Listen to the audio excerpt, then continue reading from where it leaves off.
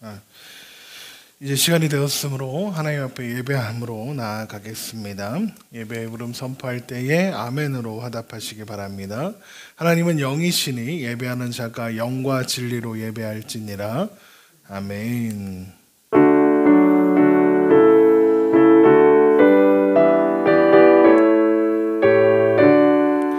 하늘에 가득 차 영광의 하나님, 온 땅에 충만한 존귀하신 하나님, 생명과 빛으로 지혜와 권능으로 언제나 우리를 지키시는 하나님, 성부와 성자와 성령 삼위의 하나님, 우리 예배를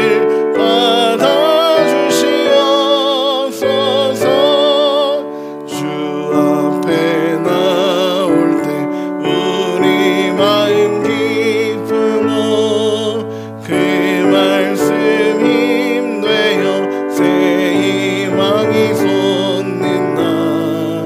고난도 슬픔도 이기게 하시옵고 영원에 잇대어 살아가게 하소서. 우리의 자랑과 기쁨, 생명의 하나님, 우리 예배를 받아주시옵소서. 아멘. 사도신경으로 우리의 신앙을 고백하겠습니다. 나는 전능하신 아버지 하나님 천지의 창조주를 믿습니다. 나는 그의 유일하신 아들 우리 주 예수 그리스도를 믿습니다. 그는 성령으로 잉태되어 동정녀 마리아에게서 나시고 본디어 빌라도에게 고난을 받아 십자가에 못 박혀 죽으시고 장사된 지 사흘 만에 죽은 자 가운데서 다시 살아나셨으며 하늘에 오르시어 전능하신 아버지 하나님 우편에 앉아 계시다가 거기로부터 살아있는 자와 죽은 자를 심판하러 오십니다. 나는 성령을 믿으며 거룩한 공교회와 성도의 교제와 죄를 용서받는 것과 몸의 부활과 영생을 믿습니다. 아멘. 교동문 55번 시편 127편입니다. 교동문 55번 시편 127편 주보와 그리고 화면을 참고하시면 되겠습니다. 교동문 55번 시편 127편입니다. 함께 교독합니다. 여호와께서 집을 세우지 아니하면 세우는 자의 수고가 헛되며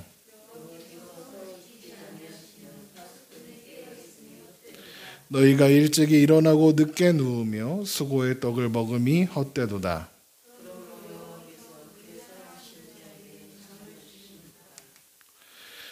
보라, 자식들은 여호와의 기업이요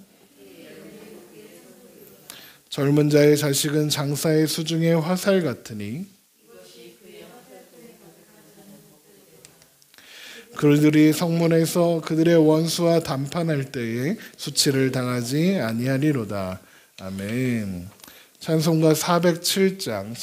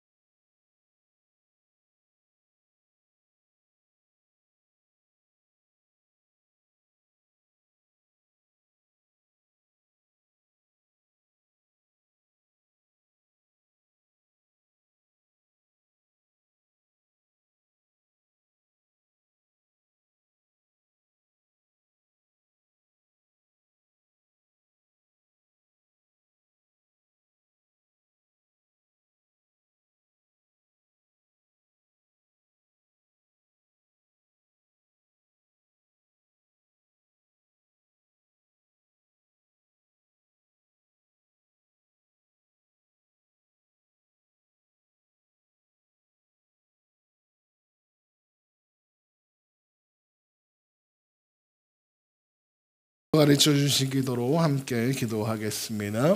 하늘에 계신 우리 아버지, 아버지의 이름을 거룩하게 하시며 아버지의 나라가 오게 하시며 아버지의 뜻이 하늘에서와 같이 땅에서도 이루어지게 하소서. 우리가 오늘 우리에게 일용할 양식을 주시고 우리가 우리에게 잘못한 사람들을 용서하여 준 것 같이 우리 죄를 용서하여 주시고 우리를 시험에 빠지지 않게 하시고 악에서 구하소서. 나라와 권능과 영광이 영원히 아버지의 것입니다. 아멘.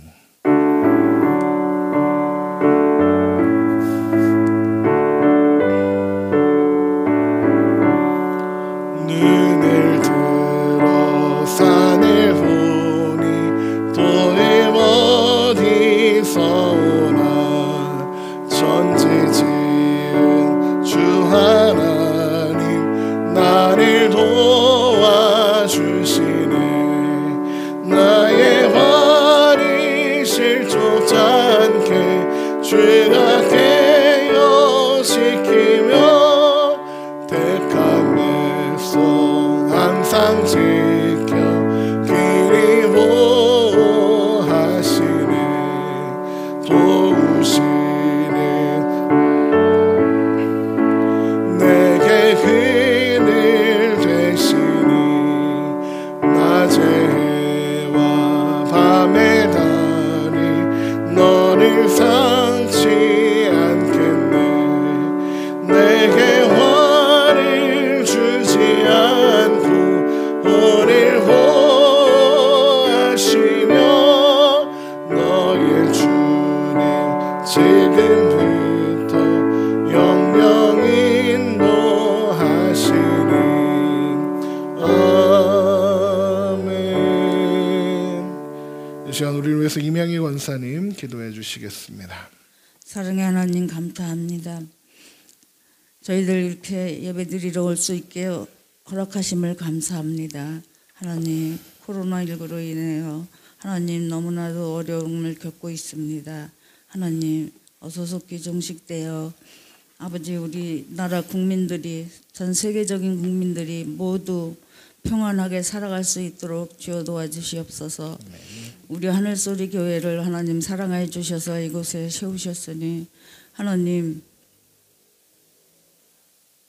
우리 목사님 하늘소리 교회를 이끌어 나가시는데 피곤함이 없게 하시고 늘 계획 속에 이루어질 수 있도록 주여 도와주시옵소서. 하나님을 믿지 않는 사람들도 왜 하나님을 믿느냐고 하지 않고 아버지 전도할 때 전도하는 사람 말을 따를 수 있도록 주여 도와주시옵소서.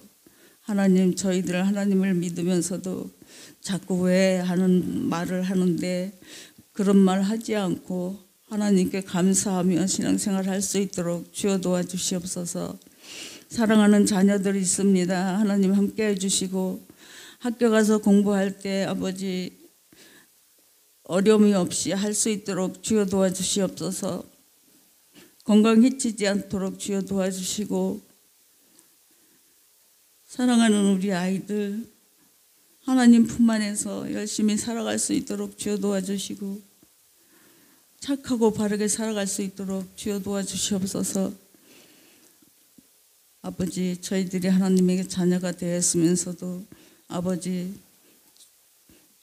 하나님 마음에 들지 않을 때가 있었을 것입니다. 하나님 저희들을 사랑해 주시고 아버지 저희들을 용서해 주시고 하나님 앞에 바르게 살아갈 수 있도록 주여 도와주시옵소서. 아버지 건강이 좋지 않은 사람들이 있습니다. 하나님 함께 해주셔서 아버지 기적이 일어날 수 있도록 주여 도와주셔서 아버지 그들이 건강이 좋아질 수 있도록 주여 도와주시옵소서.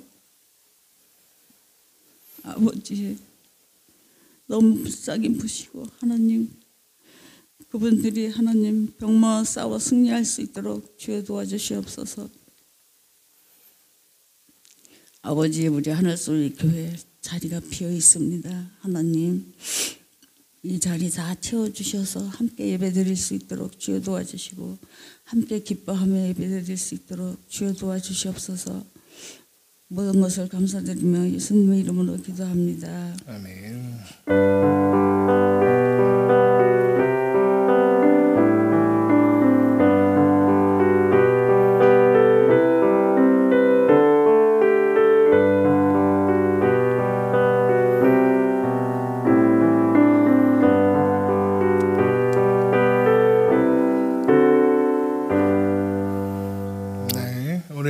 예배에 함께 하시는 여러분, 주님의 은혜가 가득하시기를 주의 이름으로 축원합니다.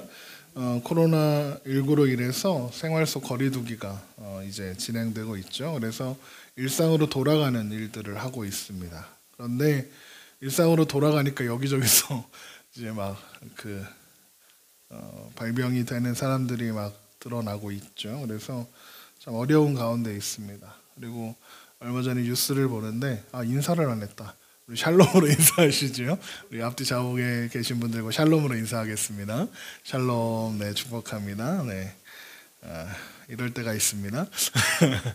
얼마 전에 기사를 보는데 전교인이 한 10명 정도 되는 교회에서 코로나19가 발병을 하는 바람에 목사님부터 교인의 절반이 5명밖에 안 되지만 교인의 절반이 이제 코로나19를 확증받는 일이 있었더라고요. 그래서 보니까 무슨 일이 있었나 보니까 이제 다른 교회에서 하는 성경 세미나에 참석을 하셨던 분들이 이제 근데 그 교회는 이미 코로나가 돌고 있었던 거죠.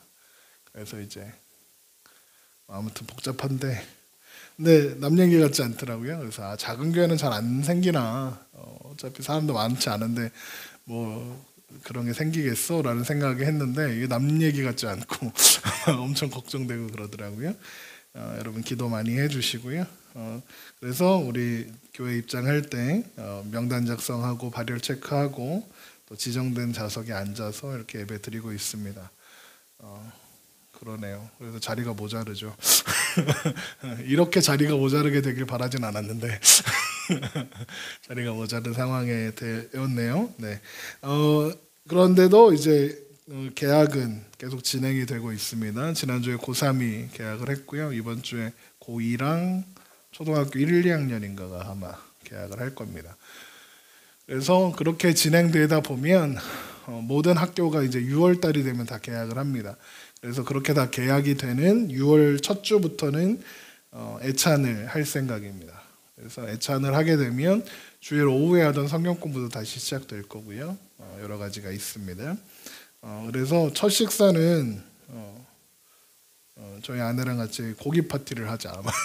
얼마 만에 먹는 교회에서 먹는 식사냐 막 이러면서 그렇게 하고 있는데 제발 안산에 확진자가 안 나오고 그리고 예배가 중단되는 일이 없도록 여러분 기도해 주셨으면 좋겠습니다. 그리고 또 여러분도 건강에 유의하시기 바랍니다. 이 시간 하나님 말씀 보도록 하겠습니다. 하나님 말씀은 사무엘하 20장 16절에서 22절에 있는 말씀입니다.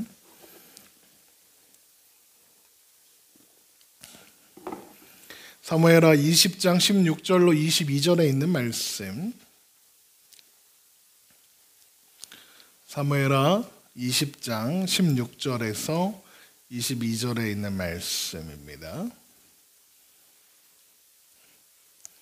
우리 한 목소리로 읽겠습니다. 그 성읍에서 지혜로운 여인 한 사람이 외쳐 이르되 들을지어다 들을지어다 청하건대 너희는 요압에게 이르기를 이리로 가까이 오라 내가 내게 말하려 하노라 한다 하라. 요압이 그 여인에게 가까이 가니 여인이 이르되 당신이 요압이니까 하되 대답하되 그러하다 하니라. 여인이 그에게 이르되 여종의 말을 들으소서 하니 대답하되 내가 들으리라 하니라.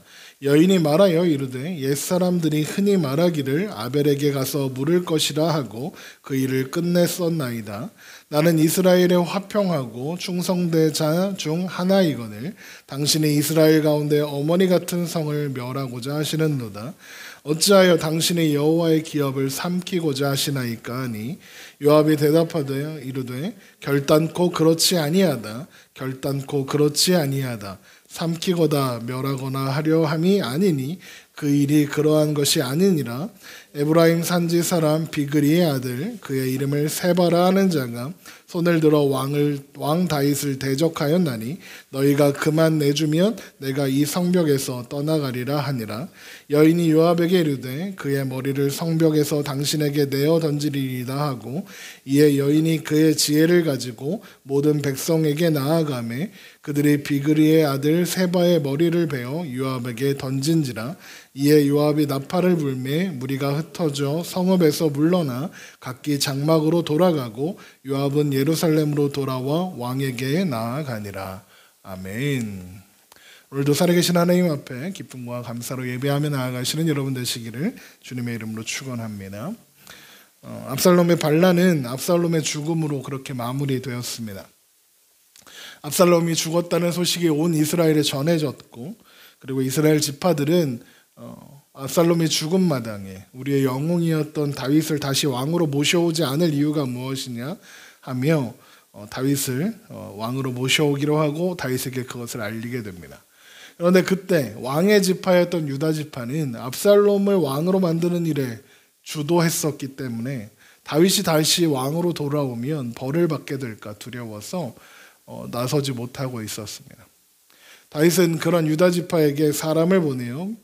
제사장들을 통하여 그들을 설득했고, 유다 지파는 그런 이제 다윗의 제안에 힘입어서 다윗에게 와서 다윗을 왕으로 모셔가는 그 선봉에 서게 되죠. 그렇게 다윗은 최선을 다해서 자신에게 주어진 모든 힘을 다하고 모든 지혜를 다해서 분열된 이스라엘을 하나로 모으기 위해서 애를 썼습니다. 그 어느 때보다도 하나님을 의지해야 했던 다윗이 자신의 판단과 정치력과 힘을 가지고 문제를 해결하려고 했던 것이죠. 그러나 그렇게 된 결과 다윗은 더 궁지에 몰리게 됩니다. 다윗은 제사장들에게 전령을 보내 유다 지파를 설득해달라는 제안을 하지 말았어야 합니다. 오히려 하나님께 물었어야 합니다. 제사장들한테 이왕 보낼 거 유다 지파를 설득해달라고 할 거라고 해도 먼저 하나님께 물어달라고 했어야 합니다. 제사장들에게 우민과 둠밈이 있습니다. 물어보면 되지 않습니까? 하나님 뜻이 무엇인지. 이게 뭐 되게 복잡한 하나님의 뜻을 묻는 게 아니라 돌아가는 것이 하나님 뜻입니까? 돌아가지 않는 것이 하나님 뜻입니까? 묻는 거니까 우민과 둠림으로 우림과 둘림으로 충분히 그 답을 찾을 수 있었습니다. 그런데 하나님의 뜻을 묻지 않았죠. 다윗이 피난길에서 당하는 모욕과 수치가 하나님의 뜻이라는 걸 알았던 것처럼 돌아가게 된다면 그 또한 하나님의 뜻이구나, 하나님의 뜻이 아니라면 나는 돌아갈 수 없는 거구나를 기억하고 있어야 했죠. 그런데 이스라엘 온 지파의 여론이 자신에게 향하게 되니까 다윗은 다시 하나님이 아니라 자신을 주목하기 시작했고 자신의 방법을 의지하기 시작한 것입니다. 그래서 다윗은 마하나임에서 살 때 자신을 도와주었던 바르실레를 데리고 예루살렘으로 가려고 했던 겁니다.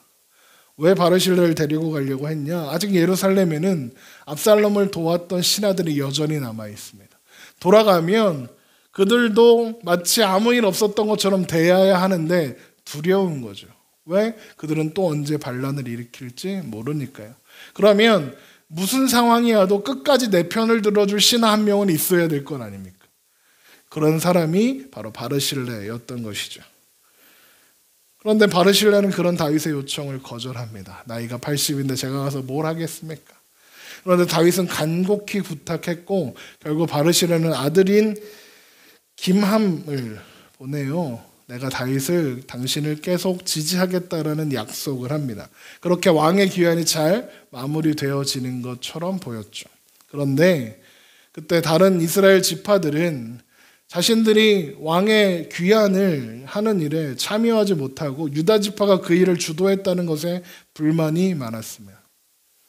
유다 지파는 끝까지 왕을 모셔올지 안 모셔올지 고민하던 애들인데 우리가 먼저 하자고 했는데 걔네들이 무슨 권한이 있어서 그거를 하냐? 그래서 이스라엘 지파들은 이 일을 따지러 다윗에게 옵니다. 그리고 다윗한테 따지죠. 그랬더니 다윗은 아무 말도 못하고 있으니까 유다 지파가 나서서 싸웁니다. 그래서 유다 지파와 다른 열 지파들 사이에서 다툼이 일어나게 된 거죠. 그러나 다윗은 그 앞에서 아무 말도 하지 못했습니다. 다윗은 그 둘을 조율할 힘이 남아있지 않았던 것이죠. 다윗은 분명히 이스라엘 지파들의 지지를 힘입어 왕으로 회복될 수 있었습니다. 그래서 왕으로 모셔올까 말까 망설이던 유다 지파도 다른 지파들이 다 나를 지지하는데 너희들 뭐 하고 있느냐, 이렇게 설득해서 유다 지파의 환영을 받으면서 귀환하는 여정을 했었으니까요. 그런데 지금 이제 둘이 싸워버리면 이스라엘 지파한테 뭐라 할 겁니까? 유다 지파한테 뭐라 할 겁니까? 할 수가 없는 겁니다. 둘 다 잘 보여야 하니까요. 양쪽 모두를 잘 붙잡아야 하니까요. 이렇게 결국 다윗은 하나님 없이 자기 방법을 의지한 결과는 실패밖에 없다는 것이 드러나고 보여지게 된 것입니다. 자, 그렇게 다윗이 두 세력 간에 끼어서 아무것도 하지 못하고 있을 때, 어떻게 해야 되나 이렇게 망설이고 있을 때 세바라는 사람이 나타납니다. 우리 오늘 사무엘하 20장 1절을 보세요. 사무엘하 20장 1절. 마침 거기에 불량배 하나가 있으니, 불량배는 우리가 생각하는 불량배가 아니라 왕을 인정하지 않는 사람들은 다 불량배로 나옵니다. 옛날에 사울을 왕으로 인정하지 않았던 사람도 불량배들이었습니다. 약간 자기 주먹을 믿고 힘도 좀 있고 좀 약간 자기 무리들도 있고 오늘날의 조폭 같은 애들이긴 한데, 그런데 이런 애들이 하나님이 세우신 왕을 왕으로 인정하면 불량배라고 안 그럽니다. 근데 왕을 왕으로 인정 안 하는 애들이 불량배예요. 어쨌든 그 불량배 하나가 있으니 그의 이름 세바인데 베냐민 사람 비그리의 아들이었더라. 그가 나팔을 불며 이르되 우리는 다윗과 나눌 분깃이 없으며 이새의 아들에게서 받을 유산이 우리에게 없도다. 이스라엘아 각각 장막으로 돌아가라 하며. 세바는 유다 지파와 그리고 다윗에게 불만을 품은 나머지 이스라엘 지파들에게 돌아가라, 각각 장막으로 돌아가라. 이게 뭐냐면 집으로 돌아가라. 다윗하고 상대할 필요 없다, 이런 말입니다. 다윗은 왕이 아니다. 지금 아무 말도 못하고 있는 저 사람이 무슨 왕이냐. 저 사람 말을 듣고 있을 필요가 없다, 이렇게 선언한 거죠. 허울뿐인 왕에게 무슨 지분을 요구하냐. 우리끼리 가서 다시 얘기해가지고 나라를 다시 세우자. 왕도 다시 세우자. 지가 왕하겠다는 얘기인 거죠. 그런데 이런 세바의 선동이 꽤 성공적이었습니다. 20장 2절을 보세요. 이에 온 이스라엘 사람들이 다윗 따르기를 그치고 올라가 비그리의 아들 세바를 따르나 유다 사람들은 그들의 왕과 합하여 요단에서 예루살렘까지 따르니라. 여기에 중요한 표현이 나와 있는데, 다윗이 유다 사람들과 함께 갔는데 요단부터 예루살렘이다, 이렇게 되어 있습니다. 이게 요단부터 예루살렘까지 갔다, 이런 뜻이기도 하지만 다윗의 통치 영역이 축소되었다는 걸 표현하는 내용입니다. 다윗의 통치가 미치는 곳은 단에서 부엘사바였습니다. 그러니까 단은 남쪽 끝이고 북쪽 끝이고 부엘사바는 남쪽 끝입니다.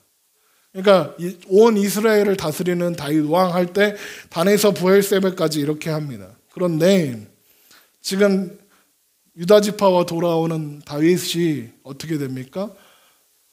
요단에서 예루살렘까지만 지 땅이 됩니다. 통치 영역이 확 쪼그라드는 거죠. 그런데 세바를 따라서 이스라엘 다른 지파들이 떠나버렸고 유다 사람들과 다윗과 남았는데, 그러니까 이제 그만큼만 이제 다윗의 왕국이 이제 완전히 어찌 보면 거의 끝나가는 분위기인 거죠. 분열되고 있는 겁니다. 아무것도 해결되지 못한 겁니다.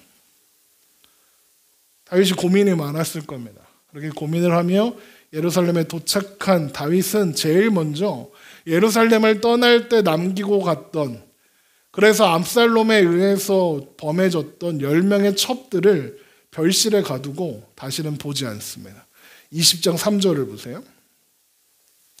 사무엘하 20장 3절. 다윗이 예루살렘 본궁에 이르러 전에 머물러 왕궁을 지키게 한 후궁 10명을 잡아 별실에 가두고 먹을 것만 주고 그들에게 관계하지 아니하니 그들이 죽는 날까지 갇혀서 생갑으로 지내니라. 이 여인들이 별실에 갇히게 되고 더 이상 관계하지 않았다, 이 말이 단순히 이 여자들이 압살롬에게 범해진 여인들이었으니까 다윗이 이렇게 관계하지 않았다, 이런 뜻이 아닙니다. 다윗은 남의 아내를 취하는 걸 고민한 적이 없었던 사람입니다. 우리아의 아내 밧세바도 지 맘대로 했던 사람입니다. 아비가일도 다른 남자의 아내였던 사람이었습니다. 고민하지 않는 사람들입니다. 그런데 게다가 이 여자들은 원래 다윗의 후궁들, 원래 다윗의 원래 다윗의 아내들이었던 거죠. 혹 압살롬이 새로운 왕이 돼서 그들을 소유했었어도 다시 다윗이 왕이 됐으니 그녀들을 다시 후궁으로 한다고 해서 아무도 뭐라 안 합니다. 법적으로도 문제가 없습니다. 왜? 새로운 왕은 이전 왕의 여인들을 다 소유할 수 있다는 어떤 그런 법이 있었으니까요. 그런데 이 다윗은 이 후궁들을 가두고 쳐다보지도 않았습니다. 왜 그랬을까요? 뭐 그렇게까지 할 필요가 있어? 사실 따지고 보면 다윗이 안 놓고 갔으면 그런 일 안 당했을 거 아니에요. 근데 그런 일 당한 게 근데 왜 이렇게 생각이 됩니다. 그런데 이 이야기가 1절에서 세바가 반란을 일으켰고 그리고 세바를 진압하러 가는 이야기 사이에 나온다는 걸 생각하고 보아야 합니다. 다윗은 광야에서 얻은 아내가 2명 있었습니다. 이스라엘 여인 아히노암과 갈멜 여인 아비가일이었습니다. 아비가일은 나발의 아내였던 사람, 지혜로운 여인 그 사람이죠. 그런데 이 두 사람은 유다 지파에 소속된 사람입니다. 자, 그리고 예루살렘에 입성한 다음에 예루살렘의 왕이 된 다음에 그래서 전체 이스라엘의 왕이 된 다음에 다윗이 한 일이 뭐였냐면 처첩들을 두게 됩니다. 후궁들을 들였다는 얘기죠. 물론 이제 그 외에 우리아의 아내였던 밧세바도 아내가 됐고 사울의 딸 미갈도 지금 어디 갇혀 있긴 한데 걔도 아내긴 합니다. 그렇죠? 그러면 사울의 딸 미갈은 어느 지파 소속입니까? 베냐민 지파 소속입니다. 그리고 밧세바도 유다 지파 소속입니다. 그러면 지금 다윗의 아내로 등록되어 있는 이 사람들 10명의 사람들은 언제 시집 온 사람들이냐면 다윗이 예루살렘에 입성해서 온 이스라엘의 왕이 되었을 때 들어온 사람들입니다. 이 사람들이 어디서 시집 왔을까요? 각 지파에서 한 명씩 뽑혀와서 다윗의 아내가 된 겁니다. 이해되십니까? 그러니까 유다 지파와 이스라엘 지파들이 다툴 때 그래서 이스라엘 지파들이 뭐라고 하냐면 19장 43절을 보세요. 우리가 다윗에 대하여 지분이 있는데 얼마나 있냐? 19장 43절 이스라엘 사람들이 유다 사람에게 대답하여 이르되 우리는 왕에 대하여 몇 목이 있어요? 10목을 가졌다 그럽니다. 이스라엘 지파는 12개인데 유다 지파는 하나잖아요. 그러면 우리는 11목을 가졌다 그래야 되는데 10목을 가졌다 그러잖아요. 무슨 말입니까? 그러니까 각 지파에서 유력한 집안의 여인들이 다윗에게 시집을 갔고 그 10명의 후궁들이 각 이스라엘 지파를 대표하는 사람들이었던 거예요. 그러니까 그냥 단순히 아내들이 아니라 얘네들을 통해서 10지파를 지배하는 그런 거였죠. 그러니까 이제는 세바가 반란을 일으켜서 이걸 진압해야 하는데 그 세바의 편에 10지파가 다 서버렸잖아요. 베냐민 지파까지 다 서버렸죠. 그러면 얘네들이 자유롭게 돌아다니면 어떻게 될까요? 예루살렘에 있는 정보를 자기 지파들에게 넘겨버리면 이게 전쟁은 첩보전인데 위험하잖아요. 그러니까 가두는 겁니다. 또 그래도 나 왕 시켜주겠다고 했던 사람들이 나 버리고 다 가버리니까 얼마나 서운해요, 다윗이. 그러니까 그 서운한 마음도 있는 거고요. 또 그녀들이 거기에 잡혀 있으면 이스라엘 지파들이 함부로 움직일 수 있을까요? 인질이에요. 유력한 집안의 딸들이라니까요. 그러니까 인질인 거예요. 그러니까 그래서 다음 이야기가 이제 세바의 반란을 진압하러 가는 거예요. 이 여인들을 가두어 놨고 이제 관계하지 않고 밖에도 못 나오게 되었으니까 약간 안심을 하고 이제 유다 지파에서 군대를 모아서 그러니까 이제 다윗은 안 거예요. 이스라엘 지파들이 이 여인들 때문에 함부로 준동하지 못할 거라는 걸 알고 이제 세바의 반란을 진압하러 가자 이렇게 합니다. 그래서 이어지는 이야기가 반란을 제압하기 위해서 아마사를 불러서 유다 사람들을 소집하라라고 명령을 내리는 겁니다. 20장 4절입니다. 왕이 아마사에게 이르되 너는 나를 위하여 3일 내로 유다 사람을 큰 소리로 불러 모으고 너도 여기 있으라. 아마사한테 이렇게 명령을 내리는 건 사실 생각해 보세요. 다윗의 군사령관은 누굽니까? 요압입니다. 요압을 불러서 시켜야죠. 근데 아마사를 부릅니다. 다윗이 왜 요압이 아니라 아마사를 불렀을까요? 요압이 믿거든요. 왜요? 압살롬 죽였잖아요. 죽이지 말랬는데. 또 압살롬 죽인 것 때문에 슬퍼하고 있는데 옆에서 요압이 와가지고 막 승질내면서 막 네가 그래놓고 왕이야 막 이렇게 했잖아요. 요압이 미운 거예요. 그래서 자른 거죠. 군사령관을 자르고. 그리고 지금 남은 건 유다 지파밖에 없잖아요. 그런데 유다 지파를 용서할 때, 유다 지파를 용서한다고 설득할 때 뭐라고 했냐면, 내가 아마사를 살려줄게, 내가 아마사를 군사령관으로 다시 삼아줄게 라고 했단 말이죠. 무슨 말입니까? 아마사는 유다 지파에서 이렇게 대장을 먹고 있었던 거예요. 영향력이 있었던 거죠. 그러니까 아마사한테 유다 사람들 모아와라고 시키는 겁니다. 그런데 3일 내로 모아서 예루살렘으로 오라고 했는데 안 와요, 얘가. 3일이면 유다가 이렇게 안 넓어요. 안산보다 작아요. 유다 지파 땅이요. 이스라엘이 그렇게 안 커요. 이스라엘이 강원도보다 작아요. 되게 작은 나라예요. 되게 큰 나라 같지만 우리 느낌에는. 그러니까 맘만 먹으면 하루면 다 돌고 올 수 있어요. 3일이면 넉넉해요. 그런데 안 돌아오는 거예요, 아마사가. 아마사가 왜 안 돌아왔는가? 다윗은 몰라요. 나중에 보면 알게 돼요. 그거 이제 알게 될 거고. 그러니까 20장 5절 보세요. 아마사가 유다 사람을 모으러 가더니 왕이 정한 기일이 지체된지라. 안 오는 거예요. 그런데 보세요.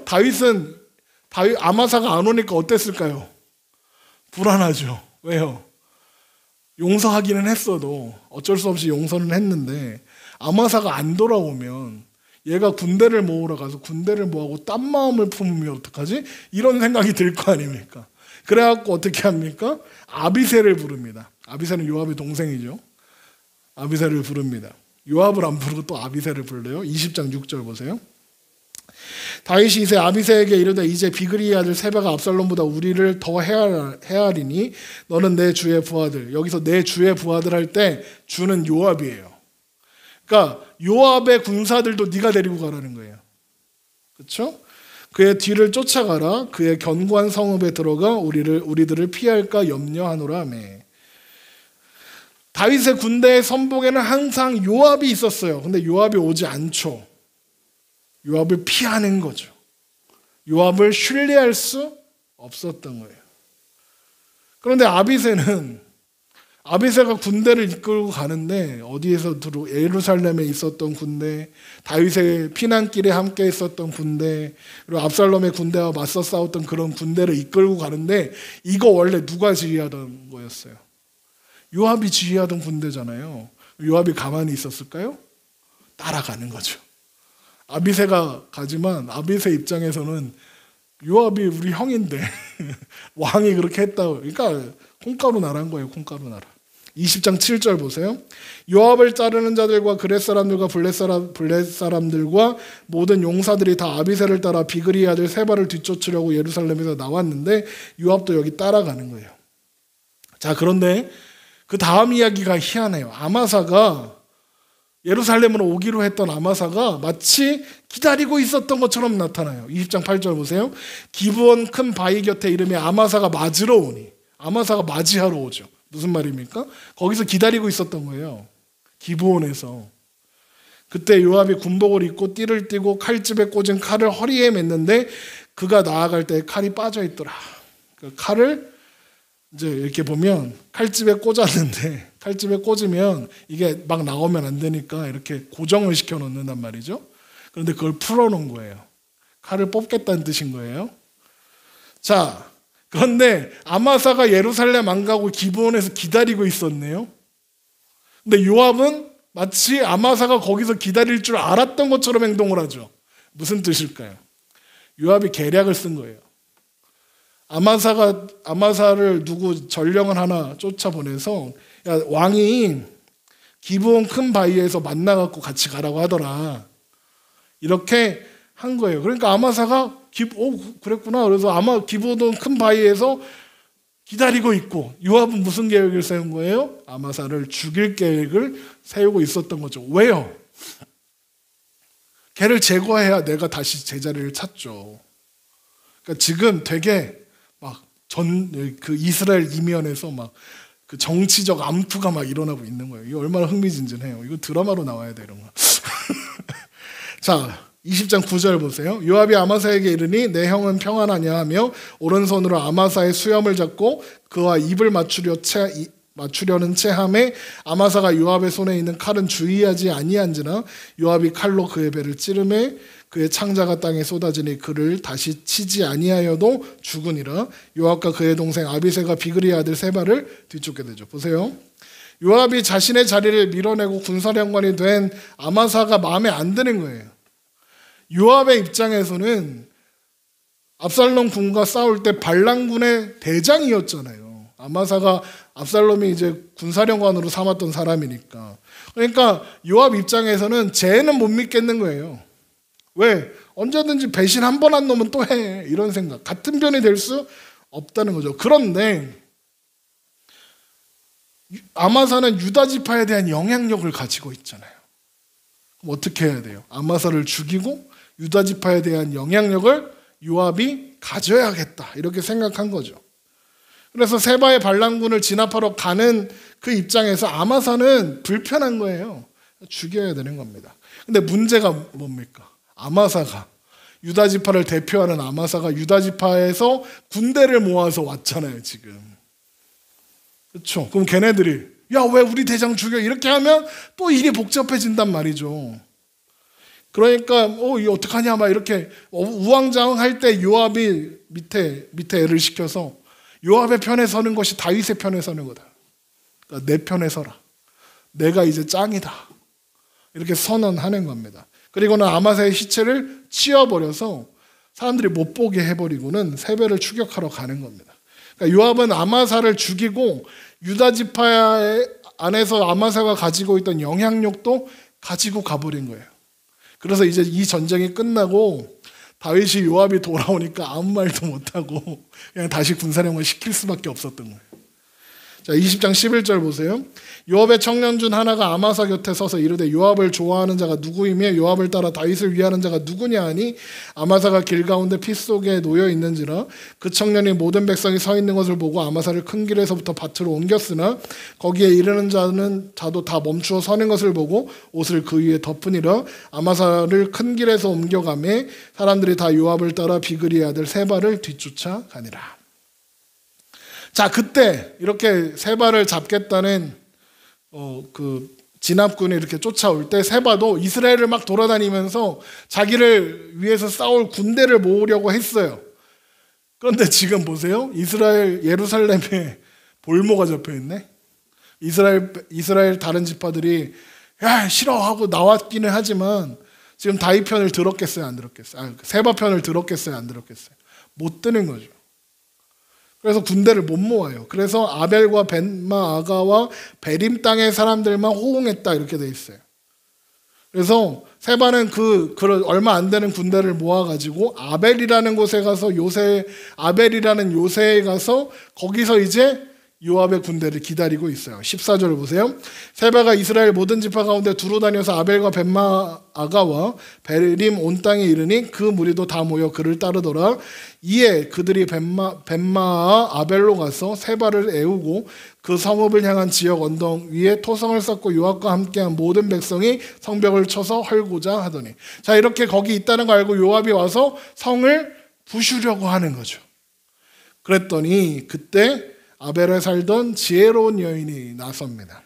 그리고 요압과 협상을 하죠. 그게 오늘 본문이었습니다.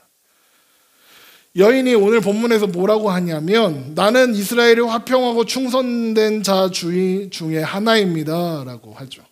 그러니까 나는 평화를 원한다. 그리고 이스라엘과 하나님 앞에 충성하는 자이다 라고 소개를 한 거고, 그러면서 아벨이 이스라엘 가운데 어머니 같은 성이고 또 뭐라고 합니까? 하나님의 유업이다. 하나님의 기업이라고 합니다. 무슨 말입니까? 이거 사람의 것이 아니라 하나님의 성인데 네가 무너뜨리려고? 이러는 겁니다. 그러면서 뭐라고 하냐? 옛사람들이 흔히 말하기를 아벨에 가서 물어라. 이게 무슨 말이냐면 아벨에 지혜로운 사람들이 많이 살아서 궁금한 게 있으면 아벨 가서 물어보면 다 해결된다, 이런 뜻이에요. 그러니까 지혜로운 사람들이 살고 있는 아벨에 와서 대화도 하지 않고 네가 지금 성을 쳐 무너뜨리려고 하느냐? 요압은요, 세바는 불량배잖아요. 요압은요, 산전수전 다 겪은 장군이에요. 그냥 진짜 나팔 한 번만 보면 그 성 금방 무너져요. 그러면 그 성을 무너뜨리면 세바만 죽겠어요? 그 성 사람들 다 죽어요. 그렇지 않겠습니까? 요압인데요. 얘가 불량배보다 더 불량배스러운 애인데요. 뭐. 그러니 지금 협상하는 여인이 나선 거예요. 그러면서 그러는 거죠. 여호와의 기업을 삼키려고 하느냐? 이 성은 하나님 건데 네가 감히 무너뜨리려고 해. 그랬더니 요압이 당황해요. 그래서 두 번이나 그러잖아요. 아니다, 아니다 그러잖아요.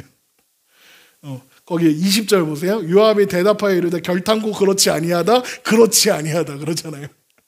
두 번이나. 아니에요, 아니에요 이러는 거죠. 그럼 어떻게 하겠냐 그랬더니 세반만 잡으면 됩니다. 세반만 제거하면 우리 성을 공격할 이유가 없습니다. 그랬더니 여인이 뭐라고 합니까? 그래, 그러면 우리가 세바를 잡아서 줄게. 여인이 가서 또 어떻게 합니까? 그 아벨 사람들을 설득해서 세바 목을 댕강해갖고 성벽에서 던져줘요. 이 지혜로운 여인이 대단한 사람인 거죠. 그렇게 세바의 반란이 끝나는 겁니다. 20장 21절 보세요. 그 일이 그러한 것이 아니니라 에브라임 산지 사람 비그리의 아들 그의 이름을 세바라 하는 자가 손을 들어 왕을 대적하였나니 너희가 그만 내주면 내가 이 성벽에서 떠나가리라 하니라. 여인이 요압에게 이르되 그의 머리를 성벽에서 당신에게 내어 던지리이다 하고 이에 여인이 그의 지혜를 가지고 모든 백성에게 나아가매 그들이 비그리의 아들 세바의 머리를 베어 요압에게 던진지라. 이에 요압이 나팔을 불매 무리가 흩어져 성읍에서 물러가 각기 장막으로 돌아가고 요압은 예루살렘으로 돌아와 왕에게 나아가니라. 이렇게 되어 있죠. 보세요. 세바의 반란이 이렇게 칼 한 번 휘두르지 않았는데 진압됐습니다. 그렇죠? 이렇게 돌아온 요압을 다윗이 군사령관으로 다시 임명합니다. 23절 보세요. 20장 23절. 요압은 이스라엘 온 군대의 지휘관이 되고 여호야다의 아들 분하야는 그렛 사람과 블렛 사람의 지휘관이 되고 아두람은 감역관이 되고 아힐룻의 아들 여호사밧은 사관이 되고 스와는 서기관이 되고 사독과 아비아들은 제사장이 되고 야일 사람 이라는 다윗의 대신이 되니라. 이제 돌아왔으니까 이제 개각을 하는 거예요. 좋은 말로 이렇게 하면 쉽게 말하면. 개각을 했는데 여기서 제일 쳐내고 싶었던 요압은 건드리지는 못하죠. 아마사를 죽였는데 아무 말도 못하죠. 왜요? 아마사를 용서했던 이유랑 똑같은 이유예요. 아마사가 가지고 있던 유다 지파에 대한 영향력을 누가 가져갔어요? 요압이 가져갔잖아요. 그러니까 이거 다윗이 지금 의지할 만한 사람이 이제 요압밖에 없네. 요압한테 또 잘 보여야 되는 거예요, 다윗은. 보세요. 다윗이 왕으로 돌아갈 때부터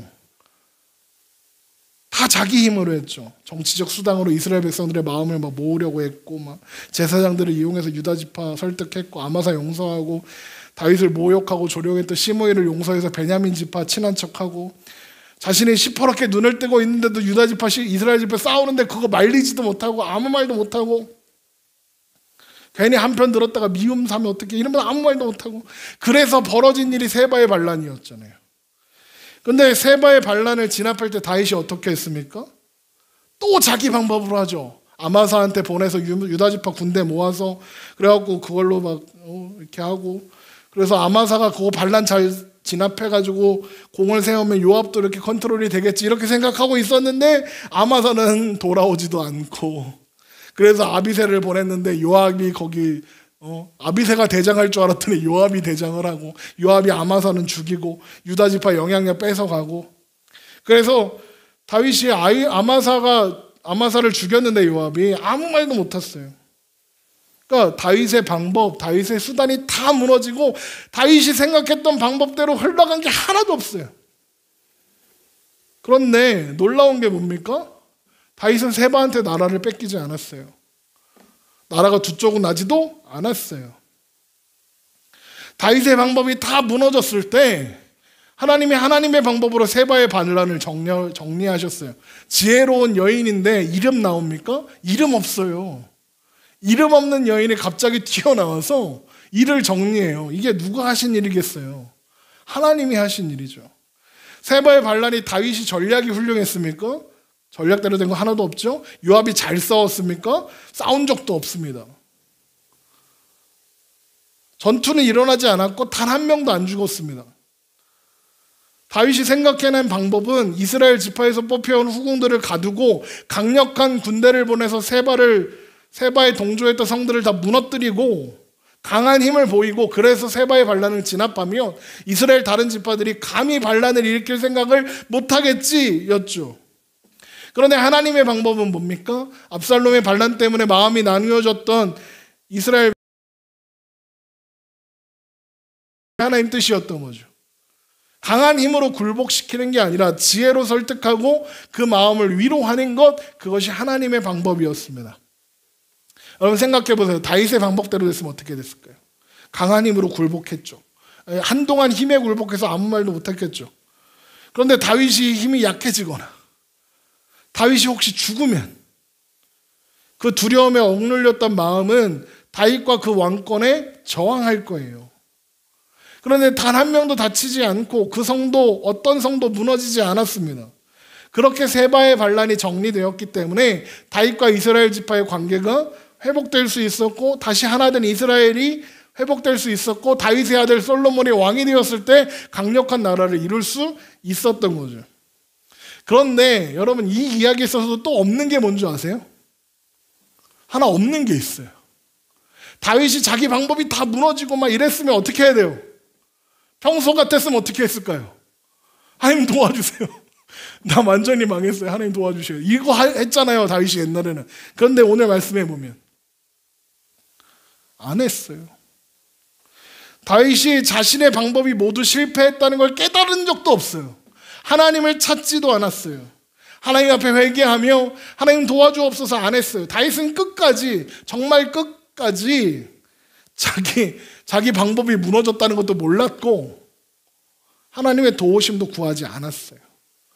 그런데 하나님이 어떻게 하십니까? 다윗을 도우십니다. 하나님께서 다시 다윗을 왕으로 세우시고 이스라엘을 회복하는 일에 다윗은 아무것도 할 수 없었고, 심지어는 하나님의 도우심을 구하지도 않았는데 하나님은 다윗을 위해 일하셨습니다. 이게 뭘 의미할까요? 이것은 하나님께서 다윗을 도우시는 것을, 하나님이 다윗 편을 드시는 일에 다윗은 아무런 자격도, 다윗에게는 어떠한 조건도 필요 없다는 겁니다.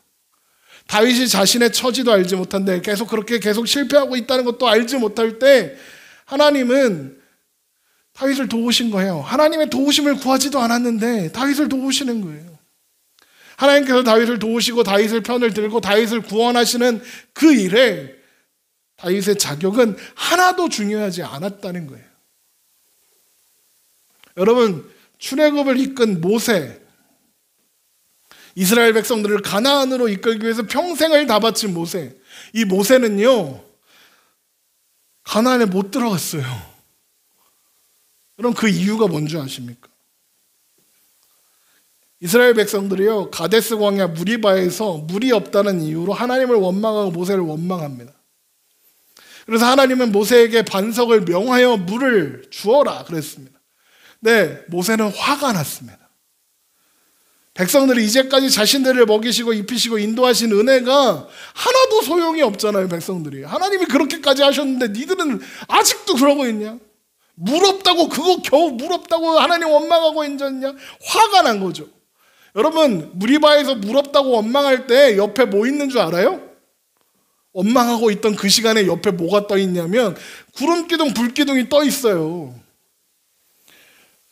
백성들이 광야 가운데 행할 때 구름기둥, 불기둥은 단 한 번도 사라진 적이 없었어요. 그런데 그걸 보고 있는데 물 안 나온다고, 물 없다고 하나님 원망하고 있으니까 모세가 얼마나 답답해요. 그래갖고 하나님은 모세에게 반석을 명하여 물을 내라 그랬는데 모세가 화가 나갖고 2번 쳐요. 뭐예요? 이스라엘 백성들한테 화를 내는 거죠. 하나님이 언제까지 참으셔야 되느냐, 이 나쁜 놈들아. 그런데 물이 나요. 백성들이 마시죠. 우리 민수기 20장 보세요. 모세는 그렇게 화를 내면서 그러면 니까 것들이 어떻게 가나안에 들어간다고 그러냐, 이 일어난 놈들아, 이 밥통들아, 막 그러는 거예요. 20장 10절 보세요.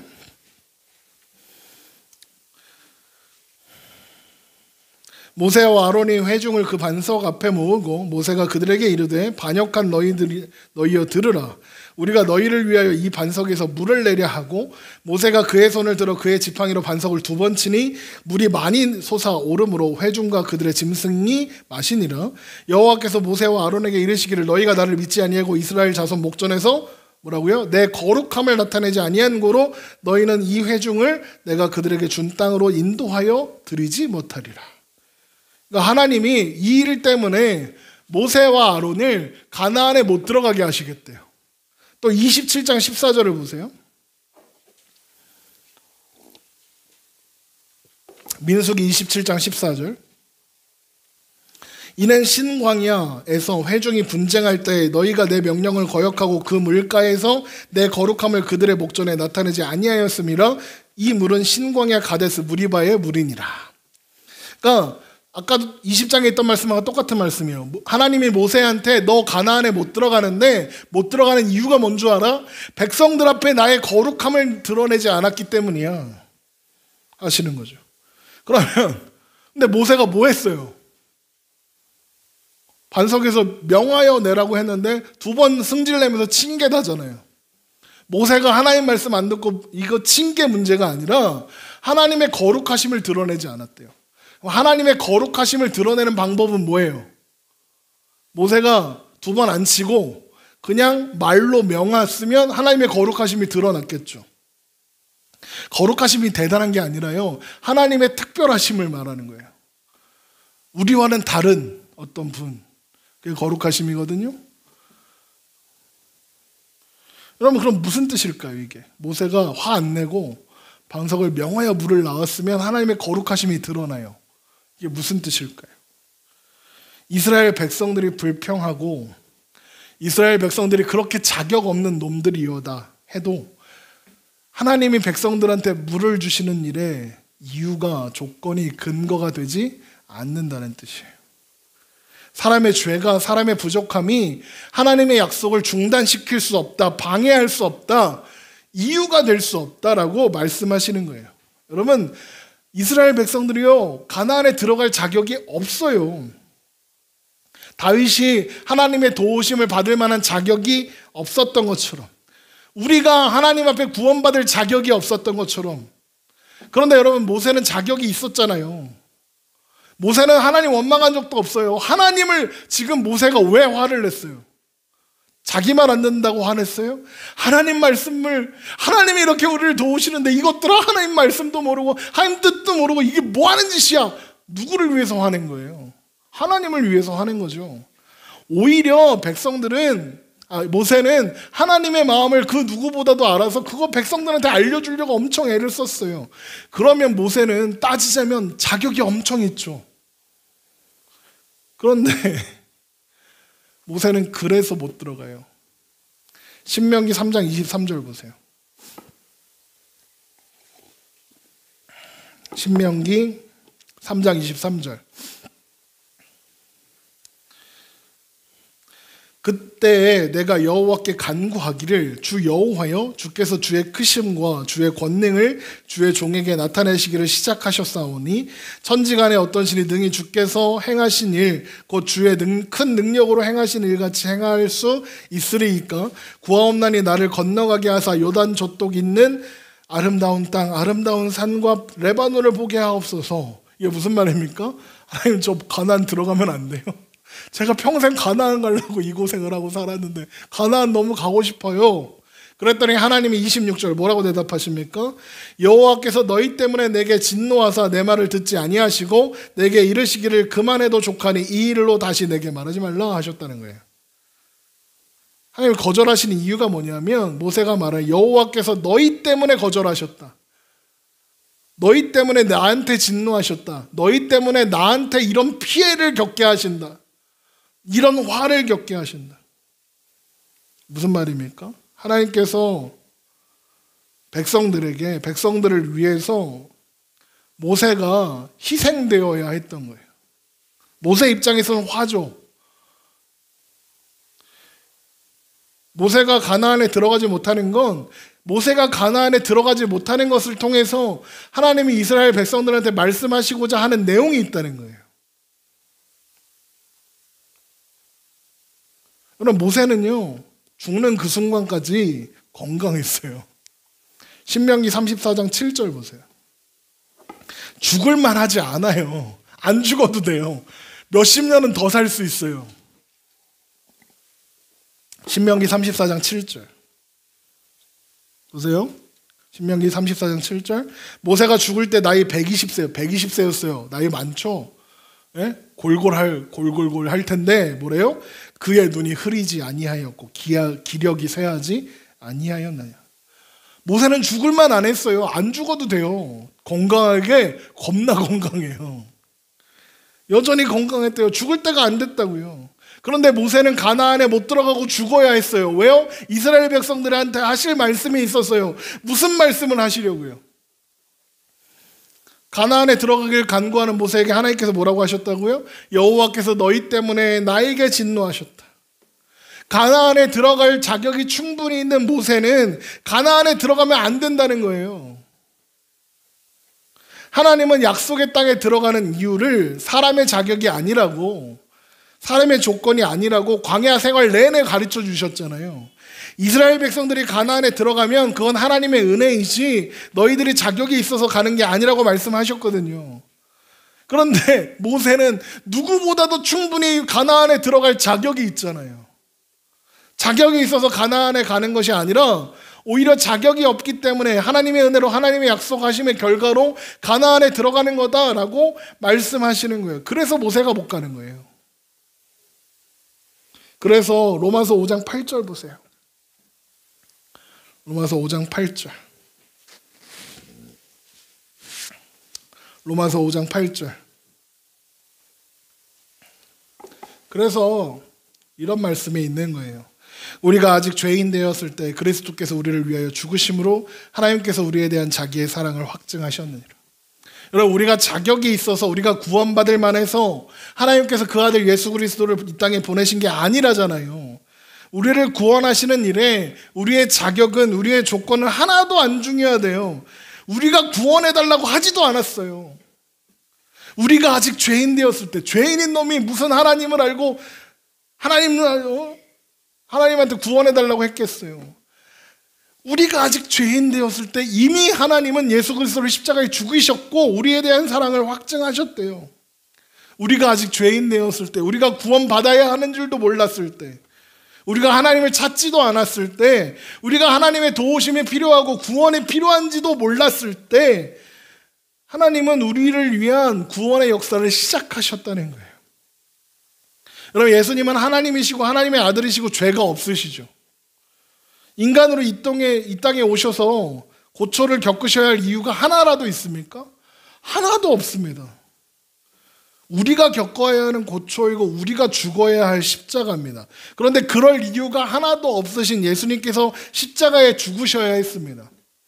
마치 충분히 자격이 있는, 가나안에 들어갈 수 있는 자격이 충분히 있는 모세가 가나안에 못 들어가고 자격 없는 이스라엘 백성들만 가나안에 들어가는 것처럼 누구보다도 자격이 있으신 예수님이 우리를 위해서, 자격 없는 우리를 위해서 죽으신 거예요.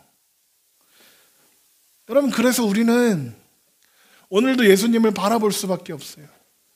예수 그리스도 그 이름을 바라볼 수밖에 없어요. 자격 없어도 괜찮고 못나도 괜찮으니까, 하나님께서 나를 구원하시는 일에 나는 변수가 아니니까. 여러분, 그런데 그렇다고 마음대로 살아도 되겠네 이렇게 가면 되겠습니까? 어이구, 하나님이 내가 아무렇게나 살아도 구원해 주시는구나. 그럼 예배는 뭐하러 드려? 막 이렇게 가면 안 되죠. 당연히 그 은혜를 안 왔으면, 아니 도대체 나는 답이 없고 자격도 없고 조건도 없는데, 기도도 제대로 안 했는데, 하나님을 찾지도 않고 하나님 구하지도 않았는데 왜 하나님 나를 도우십니까?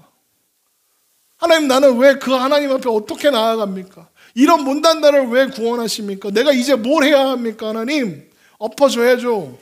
오라 나는 곤고한 사람이로다. 이 사망의 몸에서 누가 나를 건져내랴. 바울의 고백처럼 엎어줘야죠. 그리고 그 답은 언제나 예수 그리스도예요. 오라 나는 곤고한 사람이로다. 이 사망의 몸에서 누가 나를 건져내라 고백했던 사도 바울은 바로 이렇게 말해요. 우리 주 예수 그리스도로 말미암아 하나님께 감사하리로다. 나는 답이 없는데, 나는 아무것도 아닌데, 나는 죄인 중에 괴수인데 예수님이 나를, 예수 그리스도로 말미암아 하나님이 나를 구원하셨다. 여러분, 그것이, 그리스도를 생각하는 것이 은혜를 하는 자의 태도이고 모습인 거예요. 하나님은 우리의 어떠함과 상관없이 다윗처럼 바보짓만 해도, 더 심한 말을 쓰고 싶었는데 그러면 안 되니까 하나님은 우리를 결국에는 하나님이 기뻐하시는 자리까지 데리고 가실 겁니다. 그러나 다윗의 실수를 반복할 필요는 없겠죠. 우리는 그러지 않아도 되잖아요. 알았으니까, 배웠으니까, 들었으니까. 여러분, 히브리서 3장 1절 보세요. 히브리서 3장 1절. 히브리서 3장 1절. 그러므로 함께 하늘의 부르심을 받은 거룩한 형제들아, 우리가 믿는 도리의 사도이시며 대제사장이신 예수를 깊이 생각하라. 그럼 예수님 생각해야죠. 2절. 그는 자기를 세우신 이에게 신실하기를 모세가 하나님의 온 집에 한 것과 같이 하셨으니 그는 모세보다 더욱 영광을 받을 만한 것이 마치 집을 지은 자가 그 집보다 더욱 존귀함 같으니라. 집마다 지은 이가 있으니 만물을 지으신 이는 하나님이시니라. 또한 모세는 장래에 말할 것을 증언하기 위하여 하나님의 온 집에서 종으로 신실하였고 그리스도는 하나님의 집을 맡은 아들로서 그와 같이 하셨으니 이 우리가 소망의 확신과 자랑을 끝까지 굳게 붙잡고 있으면 우리는 그의 집이라. 그러므로 성령이 이르신 바와 같이 오늘 너희가 그의 음성을 듣거든 광야에서 시험하던 날에 거역하던 것 같이 너희 마음을 완고하게 하지 말라. 제가 성경에 없는 얘기를 한 게 아니라 여기 모세랑 예수님이 비교되고 있네요. 모세가 예수님처럼 자격이 있는데도 가나안에 못 들어간다. 그 이야기가 여기 있는 거예요. 이런 말씀 없는 자로서, 말씀을 아는 자로서, 그리고 나의 자격 없음을 아는 자로서, 그럼에도 불구하고 우리를 끝까지 사랑하신 예수 그리스도의 그 이름, 그 이름이 우리가 포기하지 않을 수 있는 소망이고 두려움 가운데서도 확신할 수 있는 이유이고 우리의 못남에도 불구하고 우리가 우리의 구원을 자랑할 수 있는 이유인 거예요. 여러분, 우리가 내 꼬라지를 보면 내가 어떻게 구원을 확신합니까? 내가 어떻게 천국 간다고 장담합니까? 아무리 생각해도 이 꼬라지는 천국 못 갈 것 같은데. 그런데 어떻게 그걸 확신합니까? 내가 조건이 아니라 예수 그리스도께서 그 이유와 조건이 되어주신다 하시기 때문에 그 이름을 아는 자는 더 이상 하나님 앞에 마음을 완고하게 하지 않고 예수 그리스도 그 이름을 깊이 생각하며 그 이름을 붙잡고 보잘것없는 내가 아니라 답 없는 내가 아니라 언제나 살아계셔서 내 편이 되어주시는 하나님을 바라보며 오늘을 살아가는 겁니다. 여러분, 예수 그리스도 그 이름이 영원한 소망이 됩니다. 우리의 답 없음에도 불구하고. 여러분, 우리는 오늘도 그 이름을 그래서 붙잡아야 합니다. 우리의 자격과 조건과는 상관없이 우리 가운데 역사하시는 그 하나님을 우리가 붙잡아야 합니다. 그리고 오늘을, 우리가 살아가는 그 오늘을 그 이름 안에서 살아내는 겁니다. 부족해도 괜찮습니다. 무너져도 괜찮습니다. 그러나 예수 그리스도 그 이름만은 놓치지 말아야 합니다. 우리가 넘어졌을 때, 우리가 실패했을 때 예수 그리스도 그 이름이 우리를 다시 일으켜 세우시고 함께 가자 하시고 넘어진 우리를 일으켜 안으시고 우리를 붙들어 인도하시는 하나님이시니까요. 예수 그리스도 그 이름 영원한 소망 되시는 그 이름을 붙잡고 여러분 우리 함께 믿음으로 걸어가기를 주님의 이름으로 축원합니다. 기도하겠습니다.